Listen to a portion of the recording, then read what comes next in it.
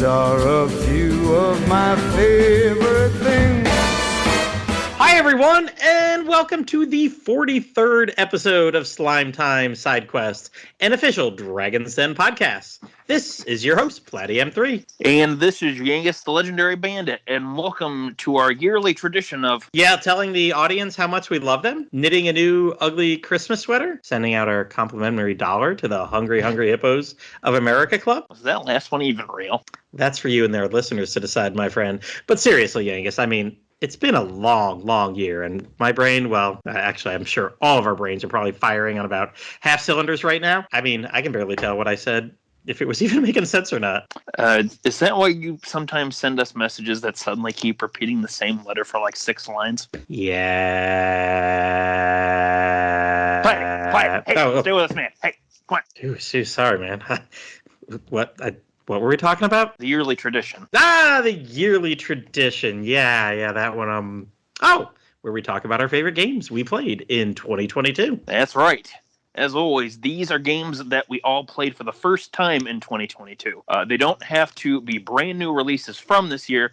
Just ones that we've played for the first time this year that really stood out to us. Exactly. That's right, Yangus.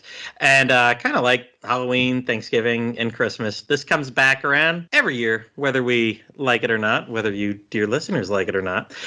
So let's get things going. And we've got a few guests with us tonight. We'll have some more join us on our next episode. But for tonight, please say hello to Pendy, Aust, and... Oh, wait, that's it.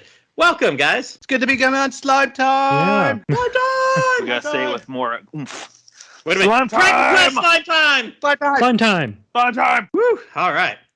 Now that we got that out of our system with an exclamation point at the end, we'll start with my number one game of the year. Oh, just kidding. You'll have to wait another episode for that one. Ooh, sick burn. Got him. Yeah. Got everybody right now is just flipping off the episode because, they're all here for my games. They're not even going to stay and listen to the rest. Nope. All right. Done. Well, if you don't like what you see in the show notes, just turn us off. Come back the next episode. Hit that next button on your podcast catcher. It'll be fine. It'll be there. But if you do want to stick around for, we'll start with someone who's always got the Dragon Quest content, no matter if we're doing Dragon Quest or not. Although we got both tonight. So, Pendy, why don't you start us off with one of your favorite games you've played this year? Yes, so I'm going to start off with Dragon Quest Treasures. Wow, an oldie but a goodie. I know, right? It's been out for so long this year. It's been a minute. But I won't 5 times over. Sorry. And I won't say too much about this game because we're about to record an episode about it. But I will say that this has been a fantastic game so far. I'm 14 hours into it, and I've had a fun time finding what treasure it has to offer. So, the treasure you can find runs the gamut from mainline games, spin-offs, and even recent mobile games. You have what you'd expect to find between characters, monsters, items, and equipment, but you also have very specific moments from games like the 3 beginning treasure chests the king gives you in the first Dragon Quest game, or say, for example, the door that Ujam breaks down in the Palais de Leon for Maya and Mina in Dragon Quest IV. So very specific moments of that too. There's also a theme there with some broken things because you got Alina's broken wall that she kicks through. It's like the first thing you get. I think everybody gets that one. That seems to be one of the ones that... I do love that mechanic. I've got the world map from Dragon Quest VII. I thought that was so cool. Oh yeah, I just got the one for 8. I was going to say, I think they might have all of them because I've gotten the 3 and I think I've gotten 5 or something like that. So we are compiling a list for the den of all the different treasures. So it's interesting to see what everybody's typing in because, I got 200, but there's 700, 800 plus. So yeah, there's a lot. And there's a wide variety of how you can go about collecting them too. It's a very open world and it gives you plenty of fun tasks to do. It's great to battle with your monster companions and use their special abilities, or as the game calls it, fortes, to explore the world. Jumping, gliding, stealth mode, etc. I look forward to talking more about this in the upcoming Slime Time episode. But, in summary, yar! It be a good game. I highly recommend it to all the lads and lasses out there. Seems like you got a pirate caught in your throat there, Pendy. I know you've been under the weather, but this damn cold I had the last few days. Or maybe maybe a bit of scurvy. I don't know. Oh, eat a lemon. Go suck on a lemon. And really, that'll help. Maybe not for the throat, though. But all right, we'll cut Pendy off there because yes, if you are listening to our episodes of Stew out of order, you probably already heard the Treasures episode. If you were listening them in order, that might come out probably 24 hours after this one. So again, just hit that next button on your podcast catcher, and you can hear Pendy and me and a few other of us talk all about Treasures, a whole bunch more. So why don't we go to something that maybe didn't come out in the past 5 days, and go down to Aust. Aust, you got some. I love some of your things here. Yeah, I just ahead and copy pick a pasted game. all my notes. That's fine. Yeah, so I guess the best way to do this, I'm gonna go with Harvest Moon for the Super Nintendo first. Okay. That was so I started playing that at the beginning of this year. It's pretty. Obviously it's pretty harsh in terms of quality of life. That's the word I'm looking for. Quality of life features, of which it has none, really. No, it does not. Yeah, I know you've played this one because I think you said that was like the first one you played. Oh, this is the one that I had a middle school. When I was in college, I think it was like 98. I was a middle school kid that I was tutoring in math. And he's like, you ever download ROMs? And I'm like, what are you talking about, kid? Like, think of this, like, middle schooler's about to talk to me about porn, and no, he's talking to me about Harvest Moon was actually what he's like, you gotta play this Harvest Moon game, and I'm like, what? Yeah, yeah, go ahead. This is the first one. It was released on the Super Nintendo in 92. I'm not sure. But anyway, yeah, it's the first one. It's very you can tell how like Harvest Moon 64 is a much more refined version of this game.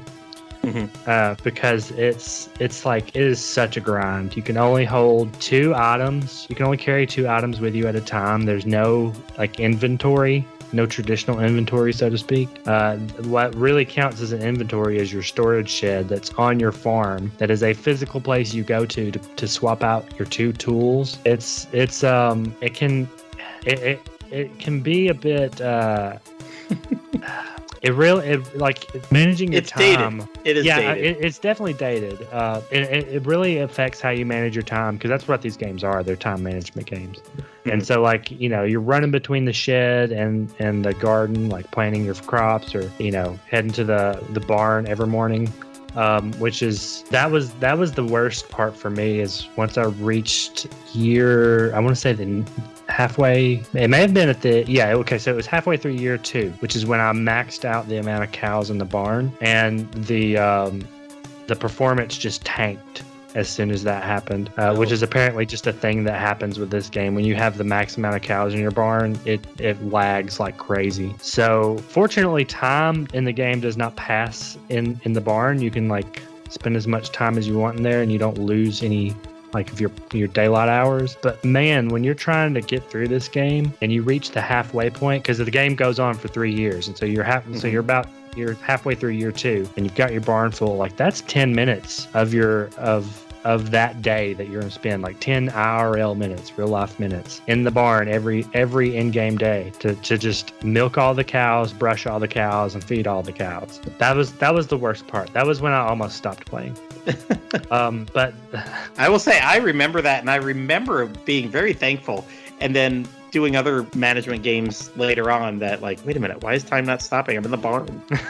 Yeah, it was a nice feature, but then if you get very deep into it, you're like, oh boy. Yeah, I don't know what point in the franchise they stopped doing that, but that time freezes in the barn, and time also freezes at like 6 o'clock each day, which is a bug. Actually, it's supposed to go to midnight, and then you pass out if you don't go to sleep before then. So you can stay up past 6 o'clock and then do all the stuff on your farm, which is if you're planting, that's really the best time to do it, at night. But then there's like also these really weird things that you just have to work around. Like, you can't, once 5 o'clock hits and the guy comes and picks up all your crops out of your bin, you can't put anything else in there for the rest of the night, because it's like throwing it away. It doesn't sell past 5 o'clock. Even the next day, it won't sell. So like, there's just so much like really finicky like time management stuff you have to work around in this game that really is a pain. But the atmosphere of it is very very charming. going back and playing this, because I never played this as a kid. I started with Harvest Moon 64, but going back and playing this, there is so much in this game that you can see that directly inspired Stardew Valley. And of course, I mean, somebody would hear that and say, yeah, well, yeah, it's, you know, it's obviously a successor to Harvest Moon, but there's just Easter eggs in Stardew Valley that directly call back to this game. Some of the world design in Stardew Valley are very clearly like copying things from this game. There are events that happen in this game that happen in Stardew Valley. The art style in Stardew Valley is very much based on this. Like my wife saw the player home and she said, "Are you playing Stardew Valley?" I swear there's even like the town theme. It sounds just like a song from Stardew Valley. I swear that Concerned Ape just like slowed it down and added some different instrumentation to it to make it sound better, but it's like the same song. There's so much that you could tell that this was his, you know, where his point of nostalgia came back to. And like, I don't know, it's just so much of the atmosphere of it was very charming. And even though it was like a pain to play, and I don't think I'll ever do a hardcore run of it again, like I'll never like try to play it to completion. I may just play around with it someday just to revisit it. But even though like it was that grindy, I did enjoy it. Like I do sort of look back fondly on playing it this year. Yeah, it's where the whole genre started. Yeah. It's, I mean, there's so much of its DNA spread throughout, you know, all these types of games that, you know, it's hard not to respect it, even though it's super flawed. Mm-hmm. But yeah, that's pretty much all I have to say about it. Good. It's a classic. You know, if you are a hardcore fan of these types of games, you know, maybe try it out. Don't do like a full run of it, but you know, at least check it out. If you get frustrated, it's okay to put it away. You've seen what there is to see. Exactly. You're not going to be amazed at year 2 or year 3 what you didn't do in year 1. Yeah. Did you get to a blue feather? You get married? Yeah. I married Ellen. Yeah, I finished it. Like I had to look up a guide. Like you really have to look up a guide for the old school games because there's so many like hidden mechanics that go into calculating your score. Like you have a score for your farm and like your farm progression and how you develop it and all this stuff. And, you know, if you get below a certain score, then your dad comes along at the end of year 3 and he's like, "Well, you're a failure, son. You can't do this anymore. Let's go back to the city." I mean, you know, obviously it doesn't say it like that, but that's pretty much what it is. So yeah, like I followed a guide to make sure I was going to win. You know, I wanted to have a good ending. And there's a bunch of like different cutscenes you get depending on like if you have all the cows and if you ship so many tomatoes, then you get like certain cutscenes at the end that you interact with different characters. And I didn't get all of those, obviously, but I made sure I got like some of the ones I really wanted to try to get. And overall, I think I did pretty good how I played it. That's pretty cool for a game that's that old too, to have all those different I wasn't expecting that part, to be honest. All right, I would have a witty transition here, but I don't really know what Yangus is going to talk about first. So Yangus, why don't you take it away with your first game that you'd like to talk about from you played this year? Okay, so had to do a little bit of a change up, but we'll talk about that a little later. So for my first game that I'm going to talk about, I'm going to talk about Voice of Cards, The Isle Dragon Roars for the Nintendo Switch. It also came out on PS4, Steam, and I think pretty much every other modern console, but I played the Switch version. This was one of the games that I actually played this year that did not come out this year. It came out late last year, or the fall of last year. Anyway, it is a classic turn-based RPG in card form. It's like Alf. He's back in Pogs. But yeah, this is a turn-based RPG from Square Enix, and it was actually made by people who worked on the Nier series, which you've never played those. Those involve the newest one involved like robot people, for instance. But Voice of Cards takes place in a more traditional kind of fantasy world. You play as a young mercenary named Ash, who's joined by his monster companion named Mar, and by a young witch whose name escapes me at the moment. The three of you set up to find and defeat the titular dragon in the title. And as you go through the game, you're joined by a few more allies. You run into this rival group of quote-unquote hunters.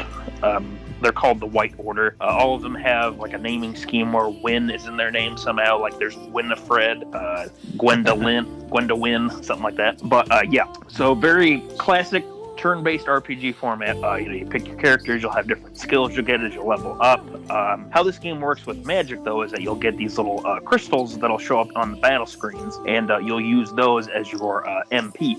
You get some skills that will restore crystals for you. Depending on the character, they'll have magic that'll do different elemental attacks. You'll have some characters like Mar, who's like your physical powerhouse, or who could be your defense-oriented character. The nice thing is that you can customize character movesets to whatever sort of fits your play style, or you can put characters into certain roles. One of the characters I particularly liked was one of the last guys who joins. Unfortunately, I forget his name too, but he's like this big muscular looking guy, and I thought, okay, he's going to be like your powerhouse. Well, you can actually make him to be your support character, because he can use really good healing abilities. He has some passive skills that let him increase the attack or the defense of your party in battle. He's got some other helpful stuff, and he can do damage if you want him to. But I found that flexibility was really fun with the combat system of this game. It is pretty straightforward, pretty simple. Definitely some fights later on in the game get a little more challenging, but I found this to be a really interesting and engaging game to get into, mainly because I really liked how the game presented itself. So, like I said, it takes place in this. It's a card-based game, and I do mean that quite literally, where everything is portrayed by playing cards. So all your characters will be on one side of the card. Monsters have their own cards. The overworld is card. It's basically like if you were playing on a big table, because all the dialogue is told to you via what's a character called the Game Master, who you never see him on screen, but he narrates everything for you, what characters say, what goes on. I was pretty impressed that like 90% of the text in this game was voiced over by the Game Master. And shout out to the voice actor who did all of the voice work for this game. Funny enough, I actually tweeted at him, and he actually did reply back, and was like, "Oh, thank you very much." That was pretty cool. But yeah, this is a game that I just kind of picked up on a whim. It really interested me when they first revealed it. It was back last year when they showed off stuff like Dungeon Encounters, and some of these other Square Enix projects that were coming. And what interested me was that this was a bit of a smaller scale project for Square Enix. And honestly, I think they really knocked it out of the park with how they handled the game. I don't quite get why they had like 2 other sequels come out this year alone already, but the first game,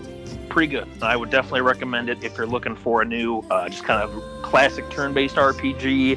If you're looking for something that maybe has a bit of a card game system to it, this is a good one to check out. And I definitely am glad that the game is only took me about 15 hours to beat it. So you know what? It's not even a super crazy long game either. In which, you know what? Sometimes you don't need a super long RPG. You just need something that's only going to take you about 15, 20 hours, and you call it good. So yeah, I would recommend Voice of Cards if you are looking for a new RPG. Nice. You gonna get the other ones at some point? You got them bookmarked, or? I do. Right now, I'm waiting to get those ones. I'm kind of waiting to see if they do a sale. I'm also kind of waiting to see if they're going to do like a 3-in-1 sort of physical release for the C region, because because as we just learned today, actually earlier, the Final Fantasy Pixel remasters are going to be coming to Switch and PS4. So kind of like with those, I'm gonna kind of wait and see if they're going to do a physical release before I get too crazy with buying copies of these games. But yeah, I'm looking forward to trying the other 2, but I definitely enjoyed the first one quite a bit. And if you're looking to play one of these Voice of Cards games, I would say start with the first one and see how you feel about it. Nice. Yeah. I think I've got the first one bookmarked on my favorite DekuDeals.com website. Yangus, do you happen to know the name of the voice actor that you ended up contacting? Yeah, give me a sec here. I can tell you what his name is. I'll go to my tweeter and pull up the tweet. The Yangus tweeter. The tweeter. Go to your Twitter and pull up the twit. Go to the tweeter. If you want to follow Yangus on Twitter, just look up Yangus the Legend or at Yangus the Legend, and there I be. Okay. I actually followed you just the other day. Haha.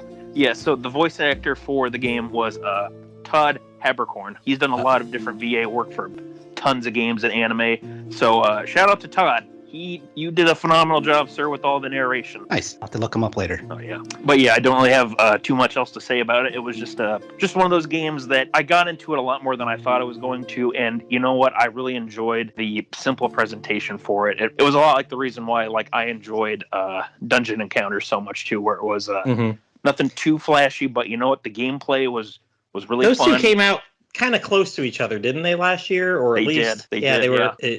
I know Square Enix was like, hey, look, here's some of our not exactly AAA quality, but still like very nice, smaller scale projects. Mm-hmm. Should I say? You know what? Yeah, I mean, because Sorry, they're go not budget. They're not. I was going to say they don't look ugly or anything, but they're not, full 3D worlds with everything. But I mean, they got all the voice acting.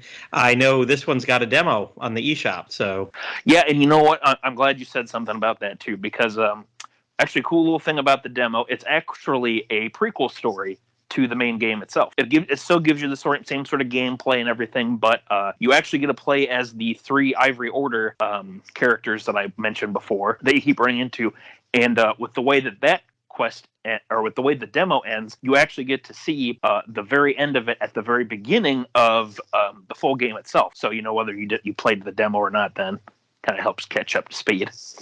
But it's I think the demo is only like about an hour and a half, maybe 2 hours at the max if you go for everything. But yeah, definitely, I would say check the demo out too, because it gives you a little bit more story and a little bit more info about the world and these 3 Ivory Order characters, and it's not super long either, so I'd recommend it. all right, well, going on to our looping back up to game that somebody will recommend here.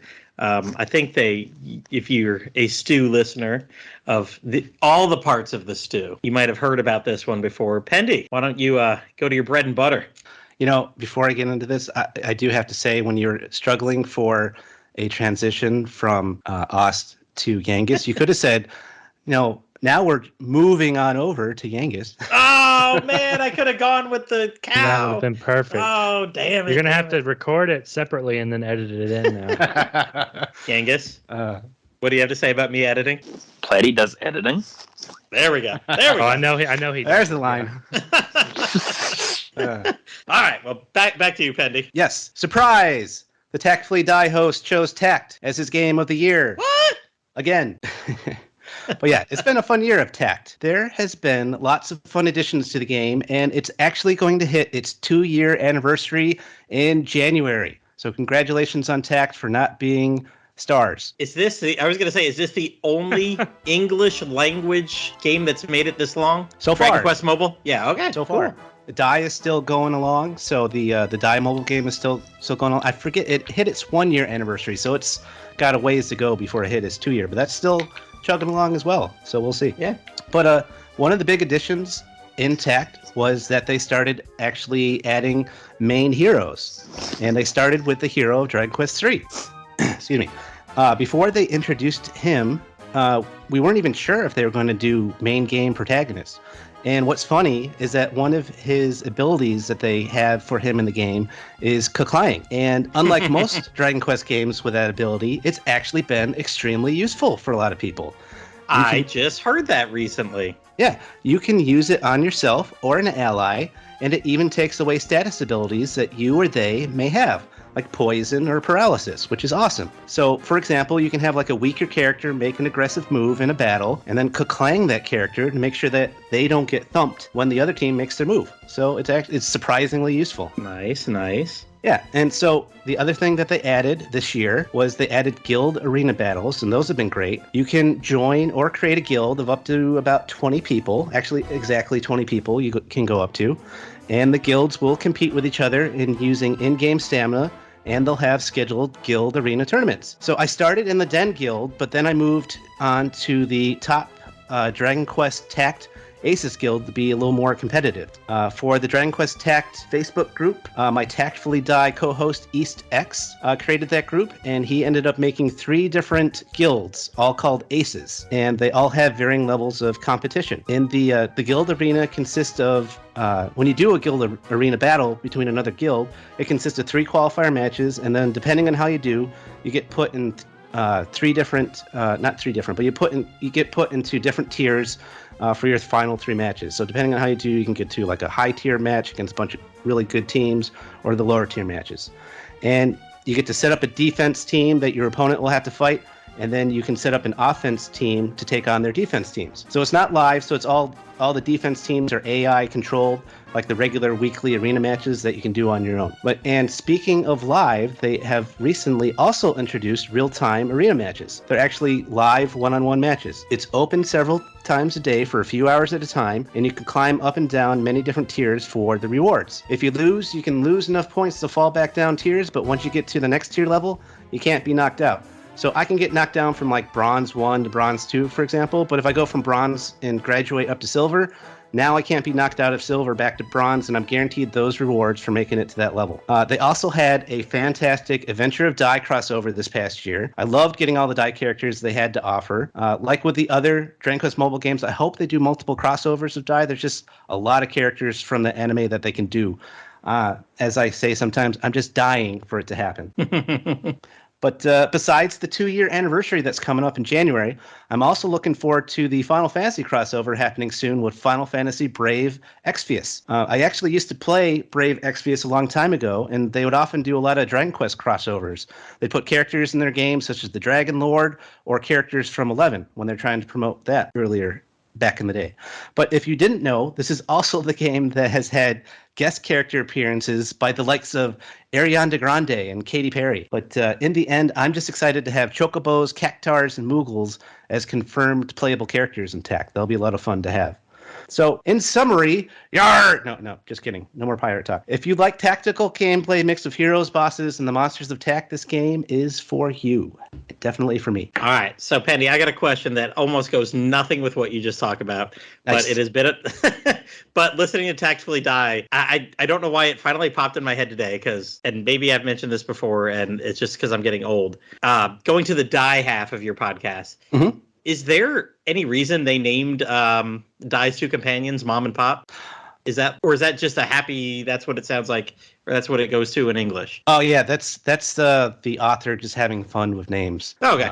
Okay. Yeah, it is supposed to be a reference to be like an actual like mom and pop kind of thing. Yeah. Okay.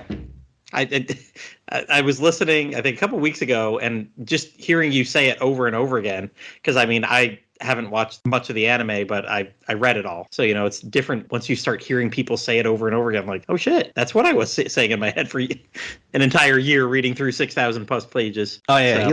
he likes to get like goofy of character names like that, or like there's the the characters that come into play later. They're all like based off of chess pieces and stuff like that. Mm-hmm. So, Oh yeah, I remember them. Definitely. Yeah. As I evolved my Bishop Pokemon into my King Pokemon today. So yeah. Oh yeah, and in fact, like in the last episode, we were talking about the different verns. Like there's different verns in the. Oh yeah. They all had that. They mean different things depending on what happens much later on in the anime. Is it a title? Is that what Vern is? Oh no, it's more about like the other names associated with Vern, like okay. Mist Vern and Dark and Kill Vern and all that. They'll eventually explain like why they're named quite that way. All right, I might have sped through that, so I will listen to it though. Listen to one day you explain that to me. Yeah, it's only it'll only be like in the 80s and the 90s when we eventually get to that point when they finally explain it. Maybe next summer, maybe next fall, when Tactfully Die. A couple years from now, we'll see.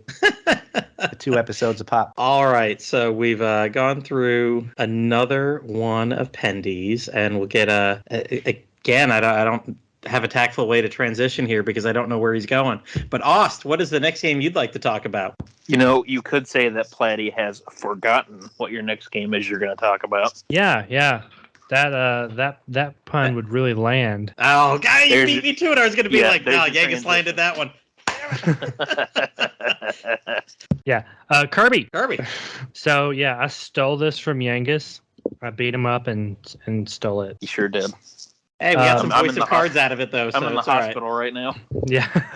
No.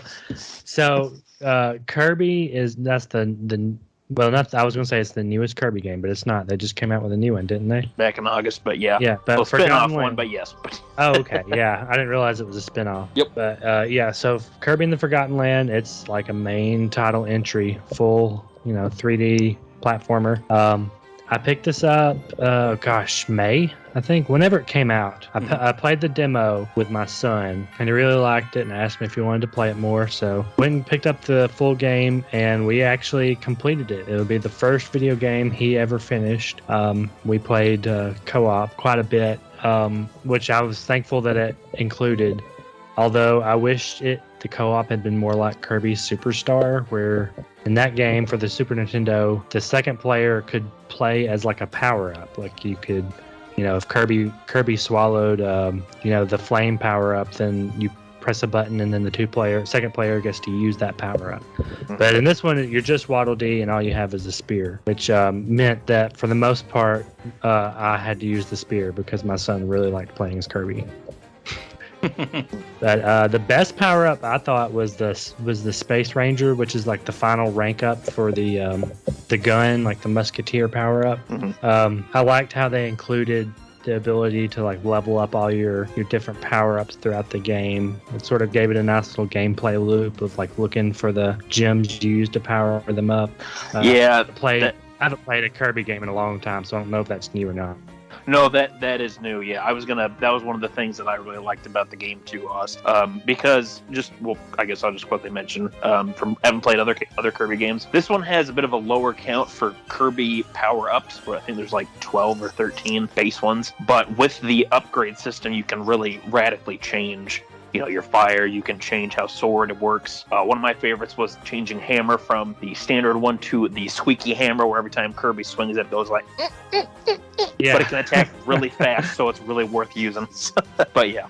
Sorry, anyway, continue. No, yeah. Feel free to jump in at any time. Like it really, like a lot of the power up different ranks are like they do sort of almost feel like different power-ups completely, depending on what part they're at. It was and speaking of power-ups, like the whole mouthful mode gimmick was really fun. I thought it was pretty entertaining, like just driving the car around or being the vending machine. Like there's never not a moment where I don't chuckle internally at seeing Kirby like trying to fit himself around a car. Yeah. It's hilarious. But they're fun. My favorite one of those was I'll say real quick. My favorite one of those was the light bulb one, and I thought they had a really good use for that too in the haunted house level in the third world. Yeah. My son loves replaying that level a lot. You have to light the path to see how to get through, but then there are certain monsters certain enemies who are attracted to the light, so you have to turn it off at certain points. That's pretty cool way to use it. Trying to think of what my favorite would be. The little racing mini games that you have in some of the levels are pretty fun with the car. Oh, yeah. There's some good ones. And when you do the gliding, like I don't know what you'd call it, like parasailing almost. Yeah, I'd call it that, or like paragliding. Yeah, that was a pretty cool way to you just get to do some. It just changes up the gameplay, like it keeps it interesting because you've got like a little ring course you've got to fly through. And then there's like the speaking of mini games or side stuff, in the hub, I guess it's not really a hub, like the hometown, Waddle Dee town. There's like tons of little things you can like play around with there, like fishing. It's not very complicated, but for a 4-year-old, my son thought it was pretty entertaining. I find that I'm enjoying a lot of the stuff that he enjoys. Just I guess that's how parenting works, but it's like a very good game for both adults and kids. Like there's plenty of stuff there for kids to enjoy, and it's not going to be boring to an adult playing alongside them. Like it's Kirby. It's not necessarily aimed at kids, but it's definitely kid friendly. He was able to do a lot in this game on his own, which he just can't do in some other games. Collecting toys throughout the game is pretty fun, like getting to see what you get. Like it even has like you can go to the little machines. It's like a little gotcha game inside of Kirby where you collect all sorts of different toys, and that can be pretty fun to look at all your collection. But yeah, this is the game, Yangus, you mentioned that I should pick up for the kids, right? This one and Star Allies. Star Allies is one you can play with up to 4 people, but Kirby and Forgotten Land is really good too. I picked this one up on a whim when it was announced. What was it, like fall of last year? It was one of the first. I was like, okay, it's another new Kirby game. But then when they revealed that it's more based around like fully 3D explorable levels, it was like, oh, that's actually a pretty cool idea. It really gave me Super Mario Odyssey vibes with how Nintendo kind of went back to the sandbox level approach for a full 3D Mario game. But then when playing the game itself, it was like, oh, okay, it's more like Super Mario 3D Land or 3D World, where you still go level to level, but they're these full like pretty much fully explorable environments that are, have a lot of secrets hidden in them, and you have all these enemies, different ways to approach situations. But yeah, I picked this one up on a whim earlier this year. I forget when exactly. I know it was like around the time it launched, but I ended up really enjoying this game, and I think I talked about it with Paul on a previous episode of Sidequest quite a bit. I forget which number episode it was. I think it was our favorite endings episode, part 2, if I remember right. But I really enjoyed it. There's a lot of fun details, and it was a long time, kind of like with Aust, where it had been a long time since I'd played a brand new Kirby game, and I really got into it and enjoyed it a lot. And actually kind of kickstarted me playing a lot of other Kirby games this year that I had previously missed out on, mainly because I found out that this year was actually Kirby's 30th anniversary. So I really enjoyed it a lot too, and I can tell you with the fishing minigame thing, a 4-year-old enjoyed it, but when I was 28 at the time, I still was really enjoying it too. The little fishing minigame. Yeah. It's very addictive. Yeah. Yeah, But- and it's not like you have to put much effort into it or anything, but it is like this fun little thing you kill time with that kind of you don't realize how much time passes. Yeah, it's fun. And really, that's what I would say, like, this entire game was. If I could just describe it in one word, it was fun. Like, I never felt bored the entire time playing it or going for the 100%. I really enjoyed... I enjoyed all my time with the game, and I especially enjoyed the new little character that they introduced with this game, Elflin. He's a cute little sucker. I love that little guy. Yeah. I was so glad when they brought out Kirby's Dream Buffet, which was the spin-off game we mentioned a little bit ago. I was really glad that they actually included him in that game as a little hat that Kirby could wear. And the funny thing is that he still moves around and he follows right after you like he does in Waddle Dee Town and Forgotten Land. It's so much fun. I love the little guy. He's a great little character. I hope he shows up again. Yeah. But do you have anything else? Yeah, I just want to pretty much say what you did. It's just a happy game. Like I don't think there was a moment. There was never a moment, like you said. There was never a moment where it was boring. Nothing ever felt grindy. Like there was nothing I really didn't want to do. Even like the quote unquote grindy parts where you're trying to get those rare stones to level up your weapons. Like that's still fun to go do because you've got like these little challenges to do them, and there's not a ton of them. I don't know. It's a very fun, sort of addictive gameplay loop, but it's not. I never come away from it feeling like I've spent my time poorly. Mm-hmm. It was just a good experience all around. Mm-hmm.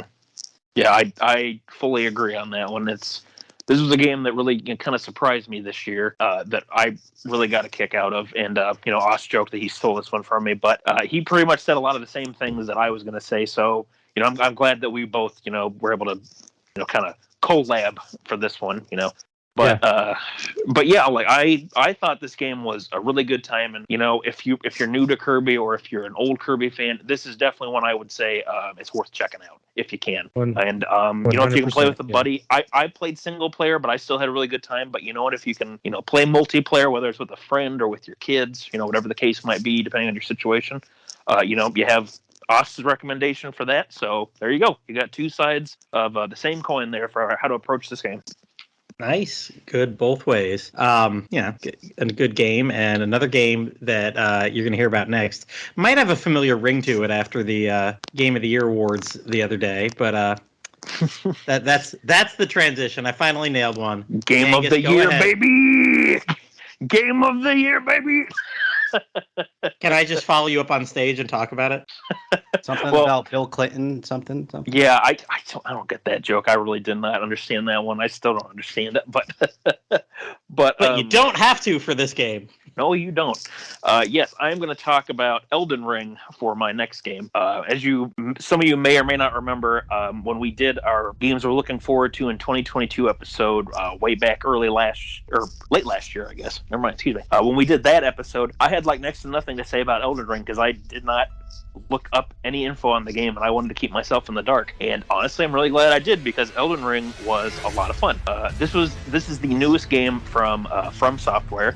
It came out in, I believe it was either end of January or end of February. I don't quite remember. It was early in the year, yeah. It was late winter. Late winter time. Okay. Yeah. I know I got this game like pretty much. I think funny enough, I got it the day after it launched because I'll go into that here in a sec. But this is the newest game from Software. It's if you are familiar with Dark Souls or Bloodborne, those games from the company. You'll recognize a lot of the same sort of elements in Bloodborne, but now with a much bigger world to explore and with a lot more freedom for what you can do. I won't go too much into the plot. I don't want to go, too over talking about this game, but basically there's this family of gods.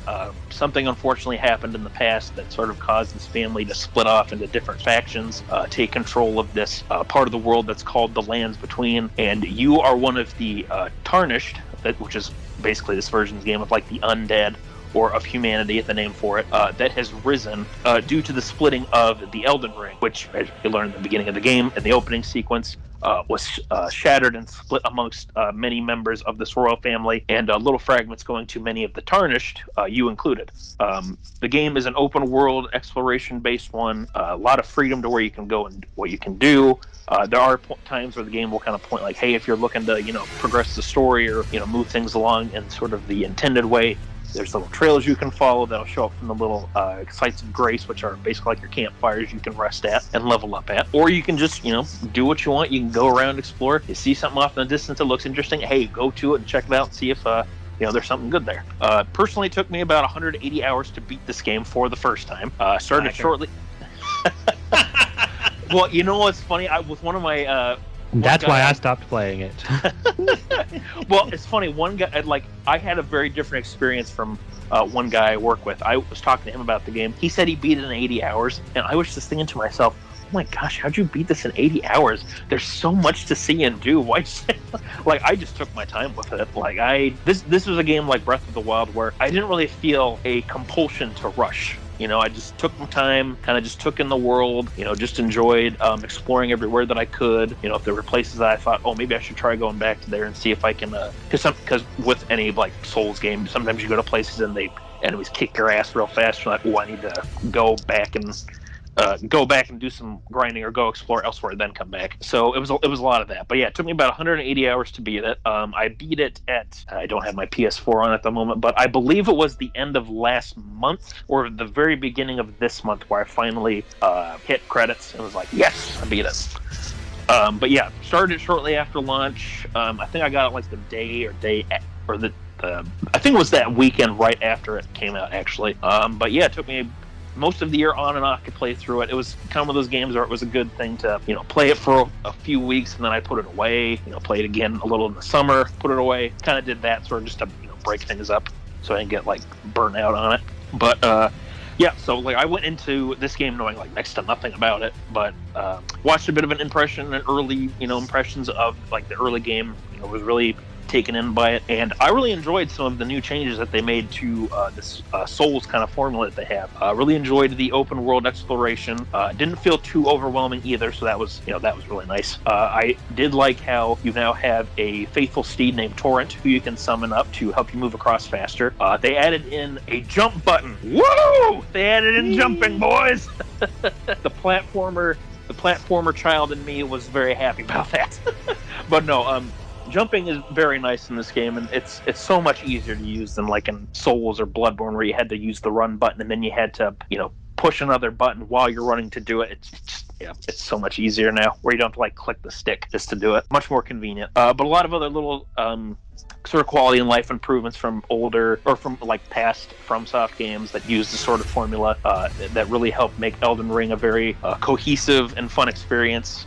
Definitely enjoyed how they did try and give you a bit more presentation for the story, but they also at the same time, they kept things, kind of ambiguous. And I talked about this with Plattym and I think some others on Discord where, I kind of talked about how I kind of like when a story is a little more on the ambiguous side on some details, so you can, sort of fill in the holes yourself with the context or with some of the text you can find. But yeah, again, I don't want to talk about this game too much since I don't want to sound too repeaty or whatever, but I will say a lot of, for as many things I think the game does pretty well. Personally, I'm really not a fan of how difficult and fast some of the bosses and normal enemies can become, especially later in the game. It felt like after a certain point that bosses just were starting to attack really quickly. They didn't really have much recovery on their moves, and it was kind of a weird balance. FromSoft games are usually always pretty difficult, but you always kind of feel like there's sort of even footing between you and bosses or normal enemies. But there were just some bosses later on where it was oh my gosh, just I need a second or two to breathe here for just a little bit. And like one of the bosses that I especially struggled with was Malekith, and the infamous super boss Millennia, who was people were not kidding when they were saying that she was difficult. By God.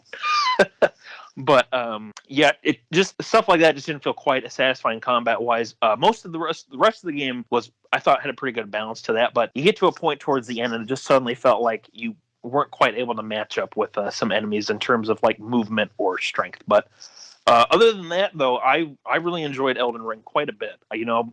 I kind of just went into this game trying to know as little as possible, and I walked away, getting 180 hours or so out of my time with it for my first run. I had the ending where I basically burned the entire world down, which all hail the Lord of Chaos, baby. But yeah, I really got a good kick out of this game, and for this being like sort of the new take on Souls-based gameplay from Miyazaki and his team, I thought they did a really good job. Again, there's some things that I didn't think were quite as well of a transition as some other stuff, but for the most part, like I would say a good 90% of the game, very, very well paced, very even, good way of like kind of showcasing, two players without like slapping it in their face, like, okay, here's what you should try and do. Here's some suggestions. And then the last part's just kind of like they really pull the kids' gloves off and are like, okay, well, you've played long enough, time to die. But yeah, I don't know if there's any of you guys play any of these FromSoft games, but I would definitely recommend Elden Ring if you're looking for a game to play with friends, or like a new kind of solo action-based kind of RPG to play. And if you like a kind of dark fantasy, it's a beautiful game.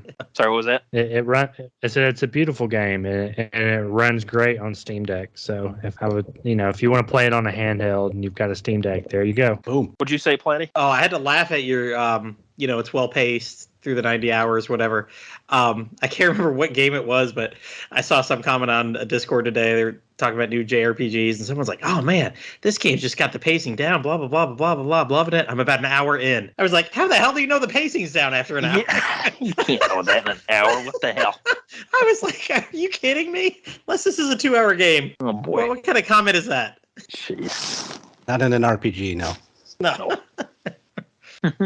God, what was it, like Final Fantasy 13, where they said, like, oh, you just got to get 13 hours into it, and then it starts becoming good. I was like, oh, my God, okay. Yeah.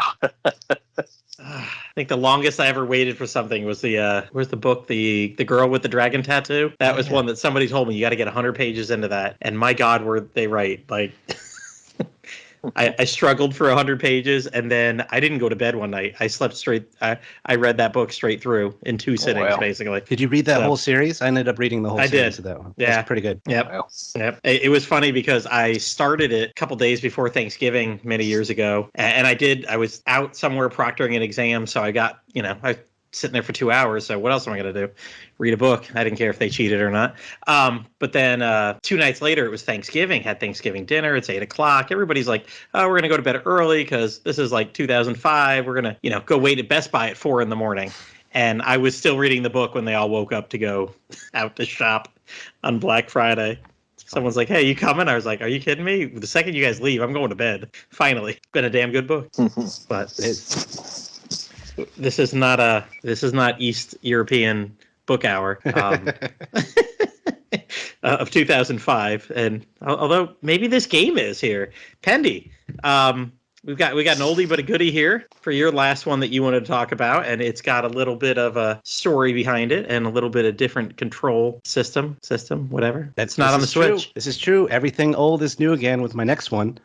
So my final game is somewhat cheating, as you'll hear later on, but it is the 1UP Arcade Marvel vs. Capcom 2. So 1UP Arcade is a company that makes affordable classic arcade machines with a twist.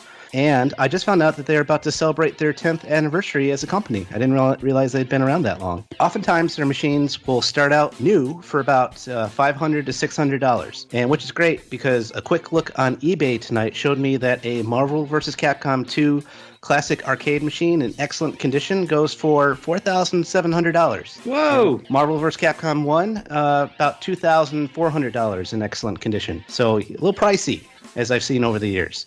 So 1UP Arcade finally made it affordable for me to buy these arcade machines because I've always wanted to have like Marvel vs. Capcom 1 or 2 or Street Fighter vs. X-Men, one of those. It's been like a dream of mine. And you know, plus they aren't as big or heavy as the originals. And as long as, you know, 1UP Arcade is in business, I have tech support that can help me out if need be, because I am not going to be able to fix these things on my own. I'll tell you that much. So the twist that I referenced before is that they actually have online play with the machines that they have. And the machines often come with multiple games. So this arcade setup comes with Marvel vs. Capcom 2, Marvel vs. Capcom 1, Marvel Superheroes vs. Street Fighter, X-Men vs. Street Fighter, Marvel Superheroes, X-Men Children of the Atom, X-Men Mutant Apocalypse, and Marvel Superheroes War of the Gems. And here's my individual review of all of these games. No. All right, let me just hit the mute button. Call me, just buzz me when you're ready. No, except for the last 2 adventure games, all the fighting games except for Marvel vs. Capcom 2 have online play. That's something that they're going to have with the future patch of the game. They just don't have it online yet, but they will in the near future. And, you know, I initially bought Marvel vs. Capcom 1, the arcade cabinet, a couple years ago. And even though the Marvel vs. Capcom 2 machine has everything and more that the M vs. C1 machine has, I'm going to keep it because they look fantastic next to each other with their different style cabinets and the light up marquees at the top. I like how they look standing next to each other. So even though one is kind of redundant compared to the other one, I like how they look, so I'll keep them both. So nice. The M vs. C2 machine has some fantastic updates the other older machine doesn't have. So for example, all the games in the newer machine have advanced settings such as fooling around with the difficulty setting, damage level, timer speed, game speed, and even the ability to have traditional scan lines if you want, like you'd see in the older arcade games, arcade machines. And, you know, one of the only features I don't like is that the point totals reset when you turn off the machine. So, you know, all these games you can try and get the high score and things like that, build up your score as you're fighting people and whatever. But as soon as you turn off your machine, just bang, it just blanks. They don't save anywhere. The game only saves your online profile and your ranking based off your win-loss record when you play people online. And online play has been great. You know, some games are more busy than others, but I haven't had trouble finding any opponents when I'm playing Marvel vs. Capcom 1, which I think has the more balanced roster of most of the versus games when it comes to playing other people. The variety in people's level of play that I've seen has been great too. I've fought everyone from experts to noobs to everything in between. So it's been a lot of fun. I can just come back from work, slap it on, you know, find people in the lobby and play to my heart's content if I want to play other people. The machine setups themselves are pretty good. They are very, like, you know, rectangular, so it's very easy to fit them both side by side in my apartment of the 2 machines that I have. The original arcade machines, if you remember, if you played those back in the day, they took up a lot more space. And the Marvel vs. Capcom 2 1UP arcade machine even has like these fake quarter slots in the front, which is very amusing because obviously these don't take quarters or anything like that. But it was nice that they added that little detail to it. I only wish that the M vs. C2 machine's joystick layout was, you know, the same as the M versus C1 machine. The M versus C2 machine has these 2 like kind of little strips on the edges that protrude a little bit. So if I'm not careful, it can hit my wrist as I'm playing, as opposed to the M versus C1 machine that has its joysticks and buttons on a completely flat surface. So I don't have to worry about that at all. But so if you love these old versus games and you don't want to blow out your life savings on the original machines, these 1UP arcades are the best. And playing online adds another dimension of fun to it as well. You know, these machines are just marvelous, baby, marvelous. I love them. Nice. So, can they be modded? You know what? I haven't looked that up to see if you can. Because a lot of people, I know, like, with those little, like, NES minis and the Sega minis and stuff like that. Exactly what I'm thinking. Yep. People will do that. And I bet if I were to look it up, I'm sure there's a way that they can. But since it's maybe because it's you know, made by an active company, that if they were to somehow see that or find that out, that it might void, at the very least it might void the warranty or something. So that might make it more complicated if you ever want to get it fixed or return it or whatever. But I don't know. I'm not sure if you can do that. But that would be interesting because, you know, lots of people like Woodis, you know, he has these homemade arcade machines where just there's like hundreds of games on them. I was there and playing one this summer. Yeah. Yeah. That's exactly what made me think about it. But usually, pretty much the big difference between one of those homemade machines and these is the fact that you can play people online, and the fact that you'd have like tech support. Because you know, unlike people like Woodis, I have no tech skills whatsoever. If this thing broke down, I'd be like, I don't have no idea. I completely feel you on that. Like, every time I've modded a system or something, I'm like, shit, this better just work from here on out, because if there is a problem, I will not know how to go back and fix it without the 87-step guide following one at a time. Mm-hmm. So yeah. For someone who's not technically inclined, these are great. How solid does the machine feel? Oh, very solid. Like, it's not, I don't have any problems whatsoever with like it rocking back and forth or anything like that when I'm playing on the game machine. So that's been good. All right. How big is it? It's in terms of how tall it is, it's going to be the regular height that you would expect from like one of the originals. So you're looking at the same place. You're not crouching down or anything like that.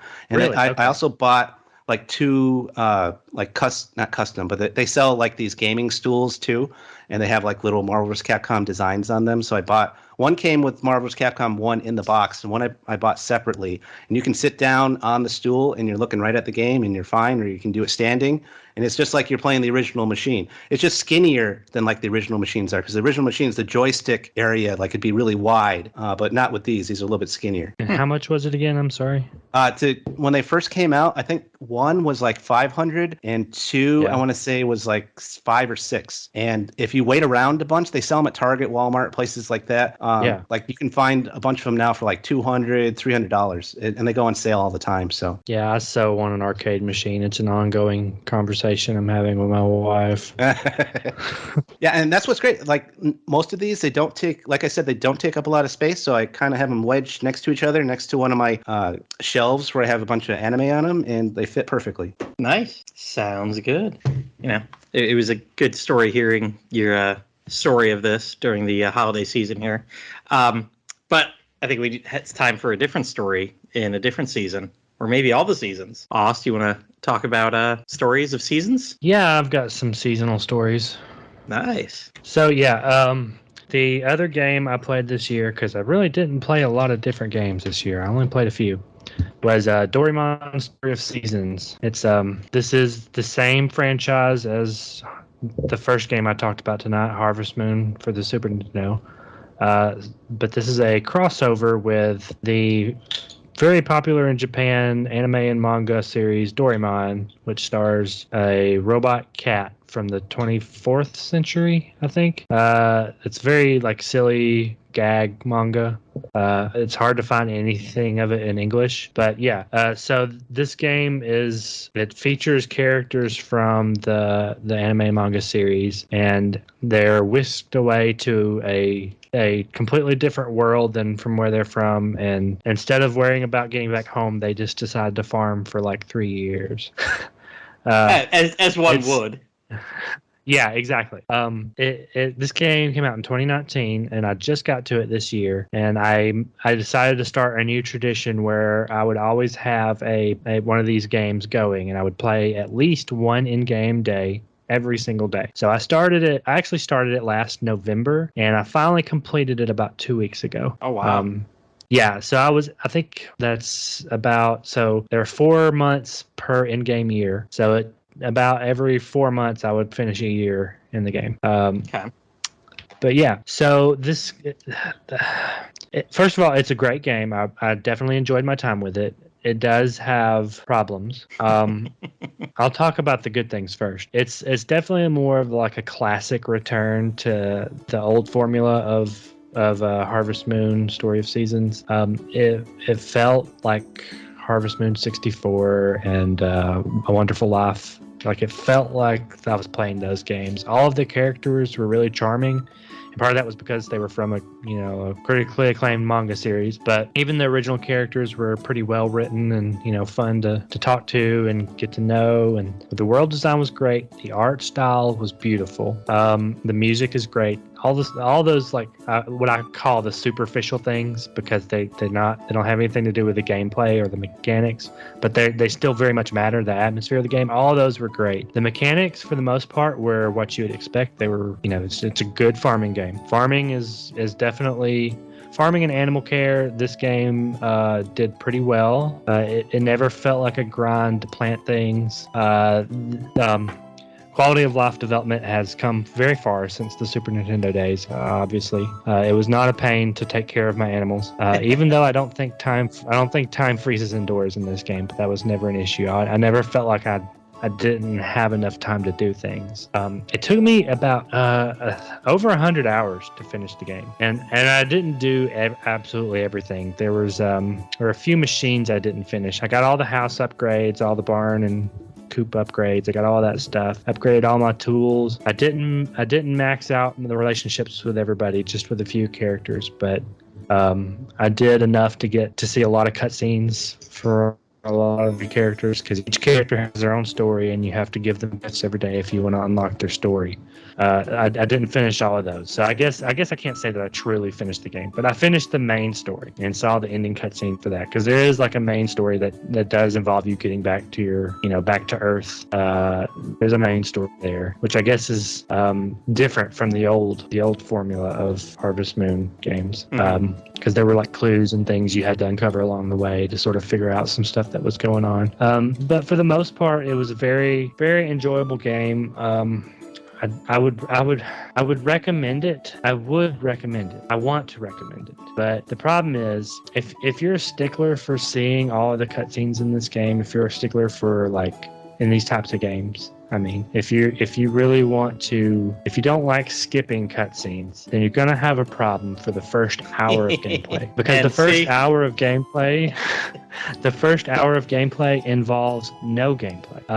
The introductory cutscenes literally go on for 45 minutes. I counted, and it's literally just you're pressing the A button and reading text. And it's not just tutorial stuff. It's not just like the stuff that you think you can skip, like here's how you plant seeds.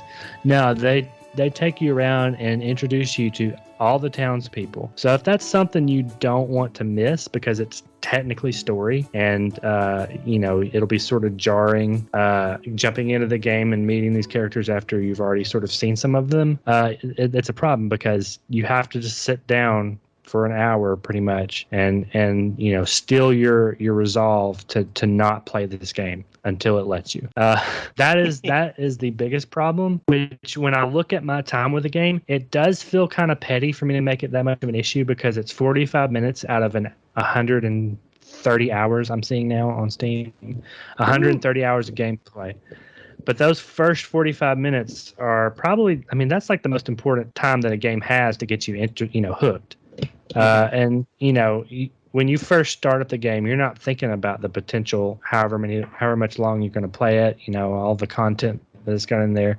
You just want to get started. I'm very much that way. I don't like opening cutscenes that go on for too long. I want to get into it. If it's at least something, like if it's something new, rather, I want to clarify, because Dragon Quest VII does start out without very much gameplay. No. And that never bothered me. This is different though, because it's not you don't really get to walk from person to person and talk to them. It's just pressing the A button for 45 minutes. And see, I got a code for this game for free. As I've said many times, I work right for RP Gamer, and every now and then we'll have somebody who reviews a game, and then we've just kind of got, because they bought it, it's one of their favorite things, and then we've just got codes sitting around. So every couple of months the editor will be like, you know what, we had these codes that we never used for games because somebody already bought the game, played it themselves, reviewed it, so we don't need to use the code. Anybody up for this? And I think it might have been right at the same time like Tokyo Mirage Sessions came out on Switch, and I was like, I'll take those two if nobody's speaking up for them. And absolutely loved Tokyo Mirage Sessions, played through it. It was amazing. And then this one, that's where I got to. I was like, can I save this game? How fast can I get to a save point or something? And I played about an hour, and I was like, you know what? I don't know who Doraemon is. I have got no connection to that, and I'll just do something else, and just never went back to it. I feel bad that I took the code, but nobody else was jumping on it for days anyway, so I was like, I'll take both of them. Yeah, I was going to say, wasn't this a game that you played and that it didn't click with you, Platy? Yeah, 1 hour. I made it 1 hour, maybe an hour and a half. I don't even know if I planned anything. I probably did, but I mean, it's demoralizing. Like, you do think like, oh, surely the game's about to start, and you keep thinking that, and it doesn't. I don't want to rag on the game too long for that, because no. If I was in it for a farm game. Simulator at the time, I probably would have stuck with it. Or if I knew about Doraemon, I would have stuck with it. But it was like I wasn't feeling the farming right then, and I wasn't getting to farming anyway. So I was like, right now, neither one of these parts seems what's hooking me. So Yeah, I mean, if they're I'm on my being Switch one objective day. though, if I'm being objective though, if you're looking for a farm simulator, there are plenty of other, you know, Stardew Valley. Heck, there are other Story of Seasons games that don't take 45 minutes to get into. Yeah, but they don't have time traveling robot cats. That's a thing. If you're a Doraemon fan, which I can't imagine there are very many American Doraemon fans out there, but if you're a hardcore Doraemon fan who loves Doraemon games, then yeah, maybe you want to sit 45 minutes to it, and maybe that won't bother you. Here's the thing, though. They didn't learn their lesson for the sequel that just came out. I was just about to say, I was going to say, a sequel just came out. Anything about that? Yep. Yeah.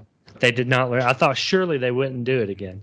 So I bought it like a sucker. I bought it, and it has co-op though. It has co-op, so the player 2 can be Doraemon. So nice. that was what got me. That's what made me pay the money because I wanted to play with my son. So we sat down to play it, and I thought, well, surely they're not going to do this to me again. Gosh darn it, they did it to me again. I didn't sit through it all this time because obviously I had a 4-year-old next to me who was not going to put up with that many cutscenes. So I skipped through all of it, and we started playing and farming, and then later that night there's a cutscene viewer in both of the games, by the way. So if you want to do this in the first game, just skip everything and then maybe piecemeal go back and watch some of it. You know, maybe before you stop playing for the night or something, go watch one of the open cutscenes and just catch up that way. Maybe you can do that. That's how I did it with the save file I started with my son on the second game. But yeah.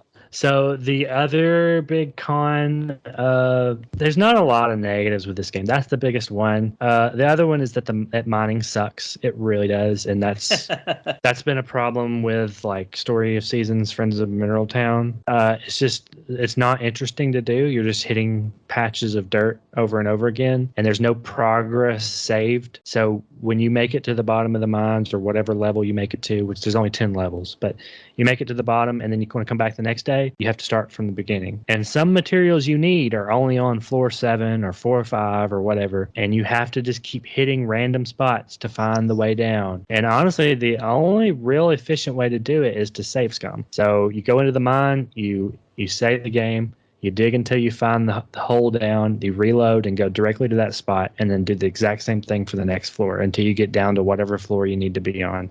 And especially if you're working on building upgrades that require a lot of a certain material, you're doing that a lot. And that's where a lot of my playtime came from for a little bit there. It's not fun. It's grindy.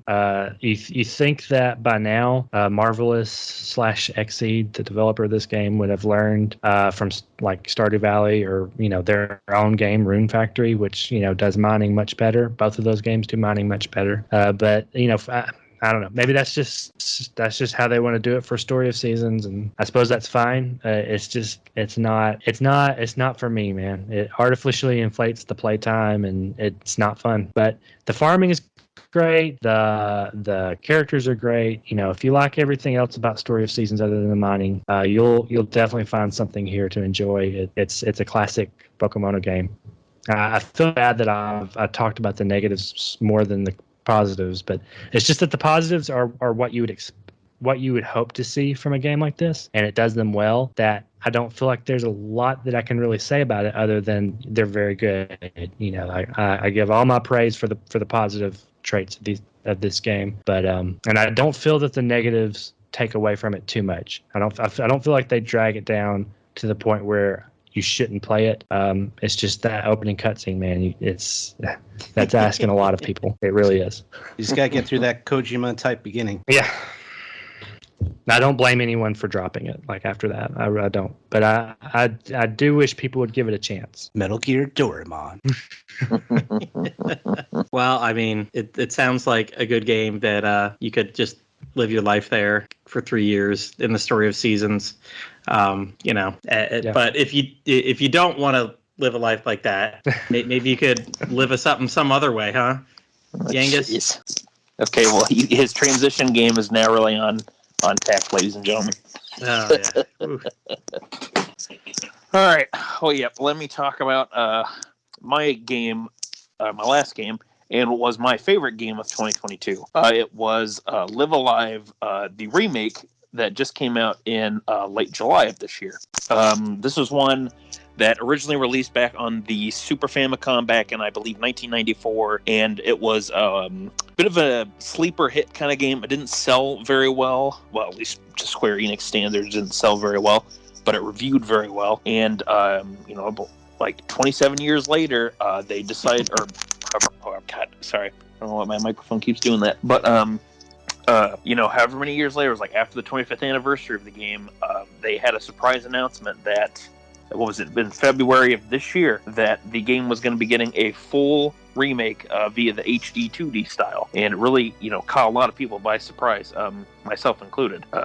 Live Alive is a turn-based RPG, kind of uses a combination of a bit of a grid-based combat, a little bit like the Trails of series, and a little bit of like Grandia, where you have the little bar that'll charge up depending on what the character's using. When it hits full, then they can take their turn, or that'll be able to use their skill then once it fully charges up. But this is a game that takes place across various points in history. You have 7 initial chapters, an 8th chapter that you unlock once you beat those, and a final chapter where we get to see the different heroes join forces. I suppose that's a little bit of a spoiler, but they've shown that off in every trailer for the remake, so it's not really much of a spoiler at this point now.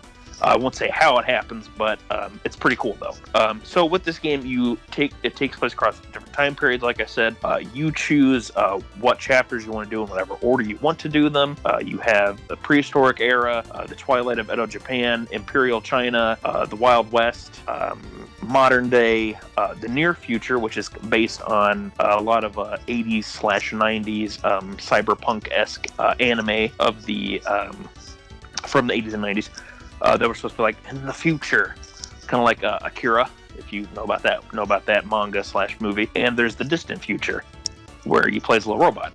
Each chapter has you taking charge of a different protagonist, each of them having their own sort of unique ability in combat or out in the field. For instance, in the prehistoric period, you play as Pogo, who is living in a time where no words are used to communicate with others, but Pogo is able to use his other senses in order to track down monsters using smell. He's trying to help protect this young woman who's appeared in his life and who's planning to be sacrificed by the rival tribe.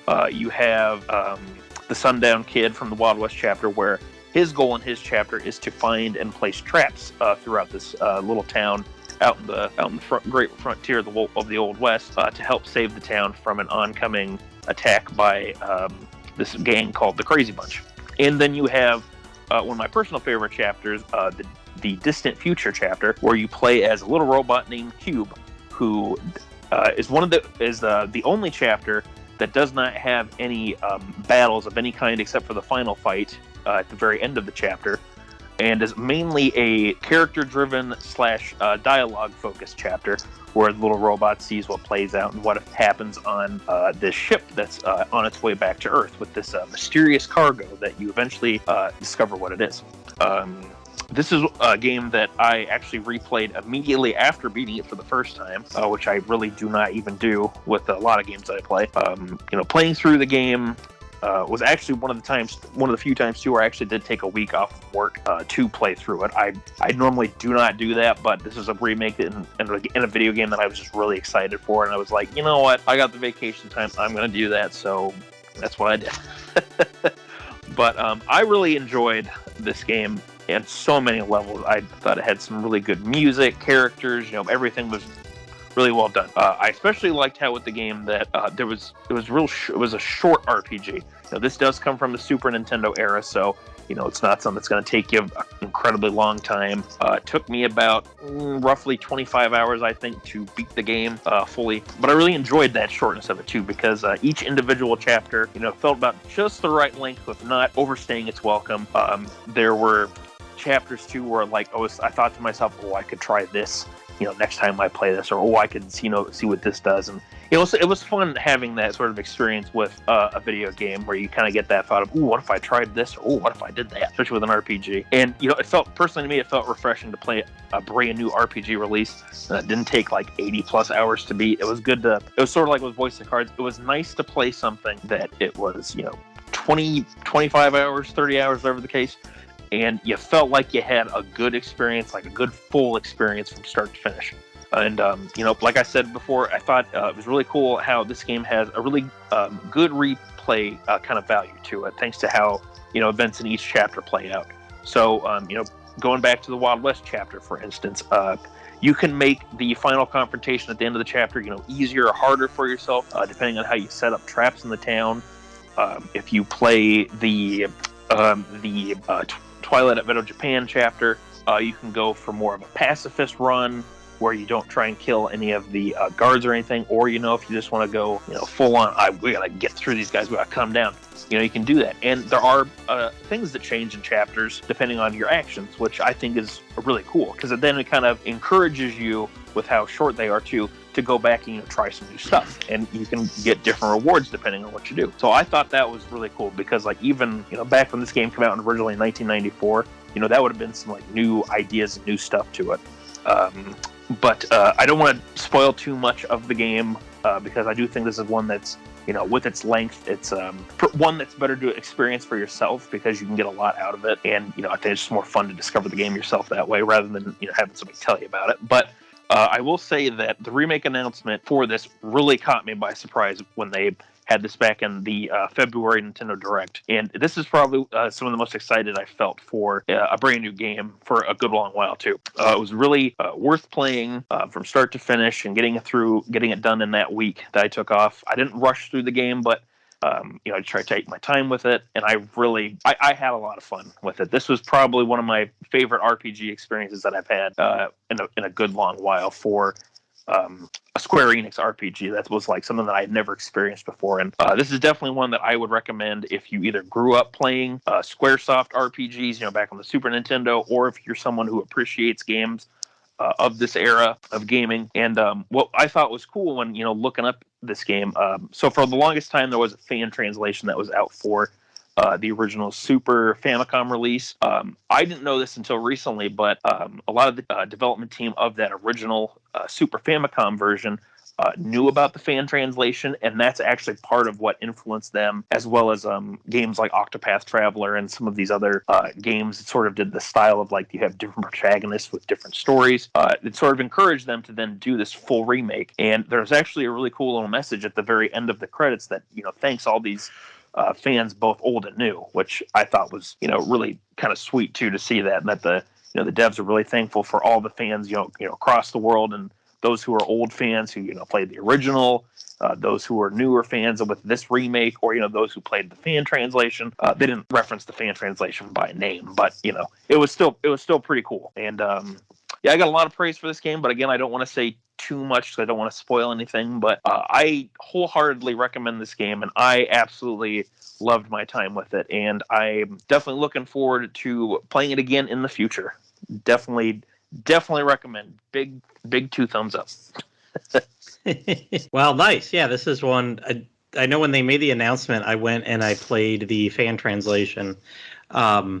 I got almost all the way through just the caveman one. I got pretty far. I thought that was pretty clever how it was done without text. Mm-hmm. So that was pretty interesting. And then, once I saw how nice it looked, I was like, it's something I'll get on Switch one day in the far future when I maybe get caught up to other games. Yeah, and I have to say with the Switch release as well, we're all Dragon Quest fans, and we're all looking forward to the HD 2D remake of Dragon Quest 3 whenever that eventually comes around. And I will say that with the Middle Ages chapter of the game, if that's our preview for what Dragon Quest 3 HD 2D is going to look like, I can tell you guys we're in good hands. It's going to look amazing, because I was really blown away by how the Middle Ages chapter looked, and it just instantly made me think, wow, this might be what the full game for Dragon Quest 3's remake is going to look like. So it's pretty exciting. It's cool to hear. Like that. Nice. But I don't have too much else to say about that one. But do you guys have any thoughts or anything you want to say about it? Or, well, I guess Platy, you said something, but anything else? No.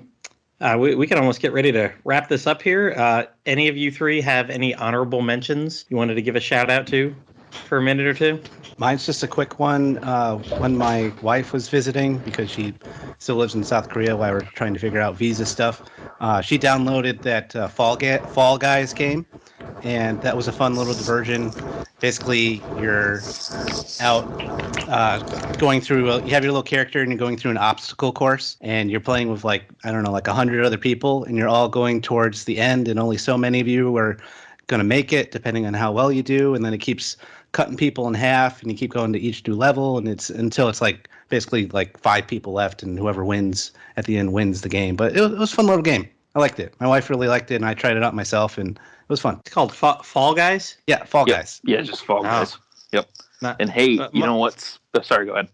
I was gonna say my kids are addicted to some app on the iPad called Stumble Guys right now. I was like, wait a minute, what, is this the same one? Probably not at all. It's not quite Fall Guys, but it's actually might be a bit of a rip-off one. Who knows? Yeah, it sounds like one of those Chinese rip-off games. Because Yeah, Fall but- Guys was really popular. It was, yeah. It still gets a lot of updates too. But speaking of courses, as Pendy mentioned, the one thing that I wanted to give an honorable mention shout out to was Cuphead: The Delicious Last Course content. You're not the only master of segues, Platy. Nice.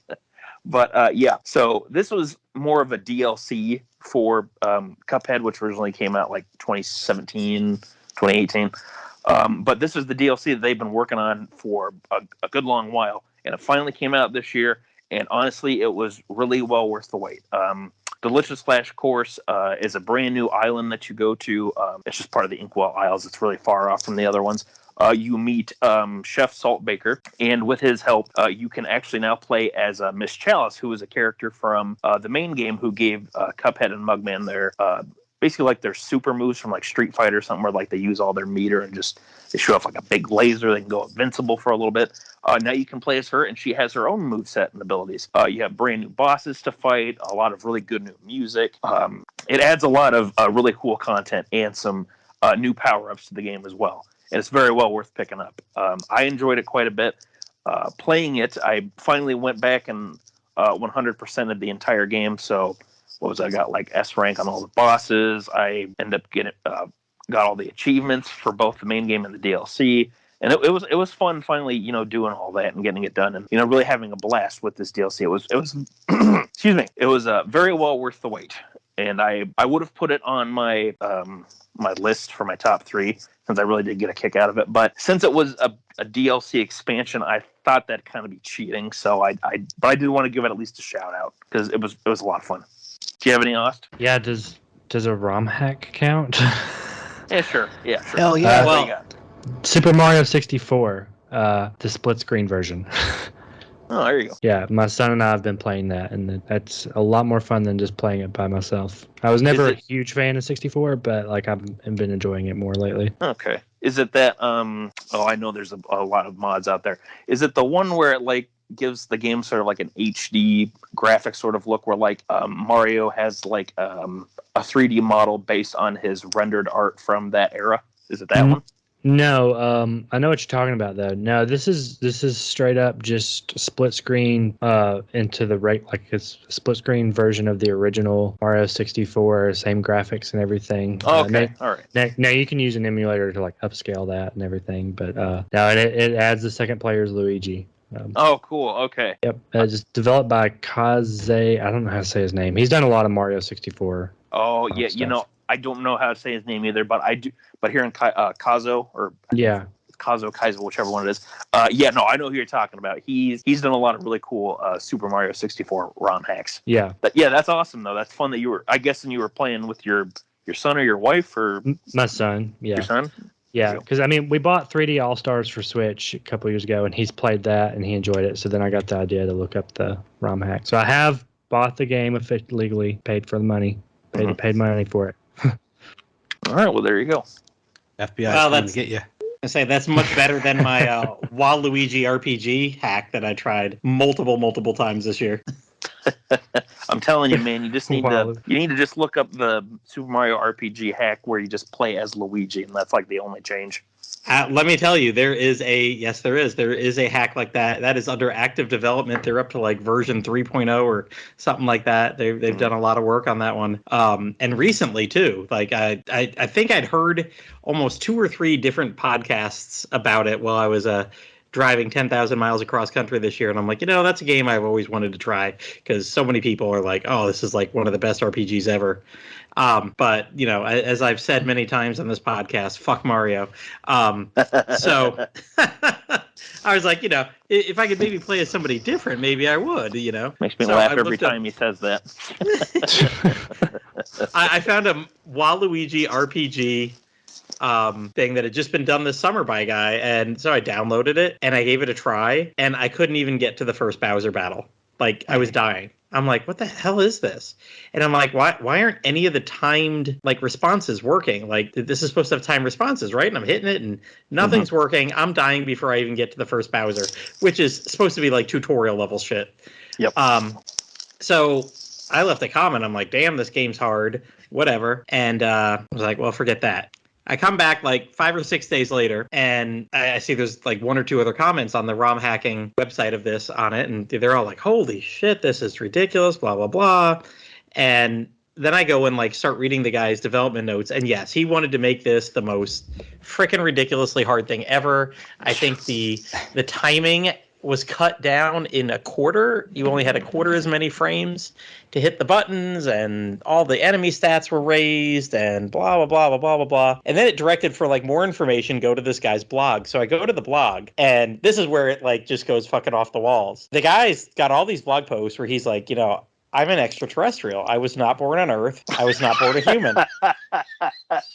And it just, it's dead serious too, because like one of the blog posts from August or something is like, I was walking outside with my son the other day late at night and we saw a UFO. And I'm like, oh my God. Did they finally come back for me? I've never actually seen a UFO before tonight, and I just kept thinking at some point they're going to come back for me.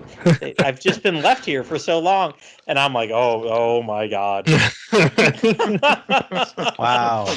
I thought he was just going to like brag about like how difficult he made the game and just be sitting there going like, he's got development notes galore, and then it was just like a personal blog on the website too. God. And I'm reading this, and I'm like, this ain't a joke. This is like this person's dead serious about this, and it comes up every few posts. Oh man! So I think it's up to like version 1.4 or 1.5 now, and it got like a positive review, and then that person changed it to a negative. I haven't looked it up at ROM hacking in a while, but I had somebody else that kept looking at it with me, and we'd message each other like every 2 weeks, like, "Oh, you see what this fucker did to the game right now?" I think at one point he might have made it somewhat easier, but he's like, "Oh, the whole point of this game, despite reviews, is to make it harder." So I'm not gonna do that. He added like 2 frames of animation to the 8 or whatever that you could hit. I'm like, nope, I'm not going back to that, which is then what led me to the Super Luigi one. So yeah, I think you're right. I do need to give that a try in our coming year. Yeah, I think you do. I think you'll have a much better time. Yeah, because the funny thing was when Plattym messaged me about this, because I think it's right when the time you started this, you had messaged me. And I was like, okay, cool. He's going to, check out Super Mario RPG. Awesome, great. Well, then Plattym messaged me and was like, oh my God, fuck this game. It's way too difficult. And I just remember thinking this, because he explained where he was at. And I'm like, that's just the tutorial. What mod are you playing? Because I was really like kind of taken aback, like it was that difficult. I'm like, okay, Plattym has played many RPGs, so I really don't think unless this game was like ramped up like crazy. Well, then sure enough, that's when Plattym told me then about all the stuff that he found a few days later with like, like the crazy blog posts and like how there's like only a small frame of time to put the button in. It's like, well, there you go. You got crazy alien man just trying to make it difficult for the sake of it. It's no wonder it was kicking your ass so bad. Yeah. Yeah. Like Yangus, you and I were talking recently too about like it'd be great to play some of these old role-playing games with some quality of life. Like, oh gosh, what was that one I played for our 16-bit one? I played some Magical Girl Ray Earth or something like that. Yes. Yes, you played that one. And you know what? I played that because I was just bumming around on ROM hacking through all like looking up the Waluigi RPG stuff, and I found it. It was like on their front page because it had just come out. Well, come to find out, this was like a translation from '95, but the one I played had double experience and double gold while having the number of random encounters. Mhm. So you weren't over leveled at any point. You were the appropriate level because you were only getting into half as many battles, but the experience in the gold went up. So I was like, wow, that's a way to speed up the game without just breaking the game. I'm like, that was a clever little way to twist it. And I had fun for 7, 8, 9 hours on that game. Yeah. Ancient game, but it was a fun little thing because I got through it okay. It didn't feel like, oh my god, this is an 18-hour slog with a freaking battle every 5 steps. Yeah. Yeah, and we got talking about that again because of what is it? I got which is I guess another kind of honorable mention, but the Sega Genesis Mini 2 came out late last month, and finally showed up in the mail at my place, and was playing that, and I turned on Phantasy Star 2, and actually they included an easy mode where basically it doubles how much EXP and gold you can get from encounters. You can move a lot faster now in the overworld if you want to. And, kind of talking about that, so that's where we kind of got the ball rolling, and we're talking like, hey, wouldn't it be cool if more older RPGs, had that as an option to kind of speed things up for players? Because what other games did we talk about where we were kind of mentioning the same sort of thing? There's a lot of games from like the NES and like early Super Nintendo era that we discussed. They should do that for Phantasy Star 2, but I would still refuse to play it.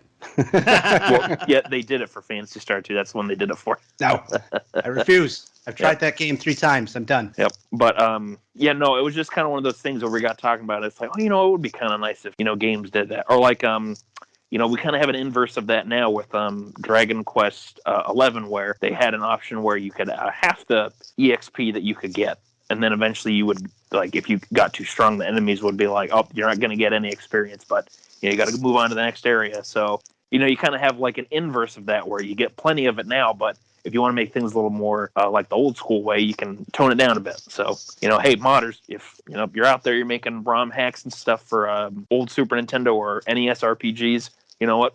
Think about a double EXP and money one. And have those encounters. Yes. All right. Well, I think this brings us to the end. If we're talking about hacks of ancient games that we haven't played yet. This is for the future. We're planning this out for a future episode. Like, the modders are going to be listening and being like, we have to do it. We have to go. If you are joining us in the year 2024, check out our best games that we played in 2023 and see if we caught up on those. If they were any good. But though, for now, I think that's it for this episode of Slime Time Sidequest. Thank you, AustNerevar and Pendy, for joining Yangus to talk about our favorite games that we played this year. Thank you, as always. Yeah, thanks for having us. Yeah. If you are dying to hear more about our favorite games of 2022, we'll be having a part 2 come up sometime next week. With a different lineup of guests, and with Platy sharing his non-honorable mention, which we all know is Waluigi. He says he said it was so difficult, but dishonorable. It had Waluigi, so. Hey, it had Waluigi, so it had Waluigi. Like that was my whole thing. I'm like, oh my god, I can play this classic game that so many people love, but with my favorite guy. So, just random question, real quick before we move on. With that mod, did it at least make his nose pink, like how Waluigi's nose is pink? No. It was very a budget thing where he just changed the color. I mean, it even looked like Mario. He wasn't taller or anything. Oh, okay. So just dang. He did you look at the development log, and he's got all this stuff in there. He's got new items coded in and all this stuff, like huge amounts. And then I look at it and I'm like, well, that's just Purple Mario. Yeah, well, I'll just spoiler alert. If you play the Luigi one, it's basically the same way. No. I fully expect that one to be that. But I wonder how many frames of animation all of those have. Is it too hard to put in like 3 rows of extra pixels in all of them? I mean, if you're coding a whole other item or whatever, I don't know. It could be just it's easier for the devs to just do a recolor, make it red to green, but Yep. But I don't know. I don't mod stuff, so maybe there's more to it than maybe there's like Transformers. There's more than meets the eye. Oh, you know what has never once met my eye? What's that? Fucking Patreon. We don't use it. We don't see it. We don't touch it. We don't link it. We don't do any of that Patreon stuff. No matter who's on our episodes, and no matter what we're discussing, we're not discussing Patreon. But if you got any moolah out there completely burning a hole in your wallet pouch, bottomless bag, treasure chest, pot barrel safe, or even searchable wall sack, and you would like to donate anything to a website that's been supporting Dragon Quest fans for over 20 years, go ahead and stop by the Dragon's Den at www.woodus.com/den and click on support this site. Woodus has owned and maintained the Dragon's Den DQ fan site for decades. He personally edits every YouTube version of our podcast, and he fully appreciates any donations to help keep the servers running. And again, if you're listening to this episode before you listen to Treasures, hit that fast forward button. You can hear Woodus talk about his treasured memories of one day with the game tomorrow. But yeah, the Dragon's Den website also features an Amazon affiliate link. All you got to do is you click on that, you make, and then you make a purchase. A small fraction of that sale will then go to support the Den. It doesn't cost you anything, and it'll help Woodus keep the site going for hopefully another 20 plus years. Woodus even has a Slime Time t-shirt with our logo from our resident graphic artist, Dwayne Bullock, for sale on the Den. You can look snazzy in just about any color you think. But yes, as part of the we have to say this, I'm very excited. As part of the Dragon Quest Slime Time Extended Universe, or DQ2, you can direct comments or questions for the podcast. Oh, look at all those exclamation points, Plattym. You can direct. Sorry, I gotta say it again. Universe! Exclamation point! Exclamation point!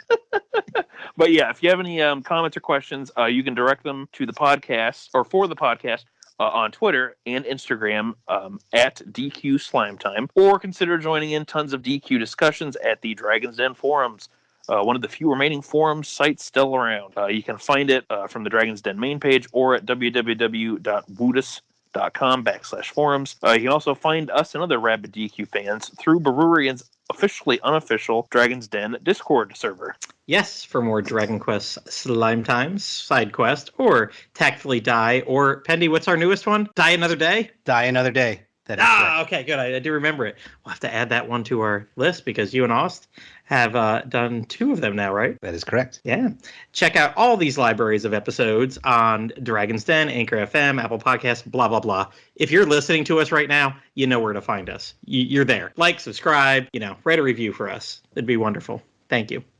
Yes. If you have any suggestions for a future SideQuest episode, I'll be happy to hear from you. You can reach out to Platty via Plattym3 on Twitter or Discord or the Dragon's Den. You can also contact me on Twitter or the Dragon's Den or on Discord via personal message on Twitter.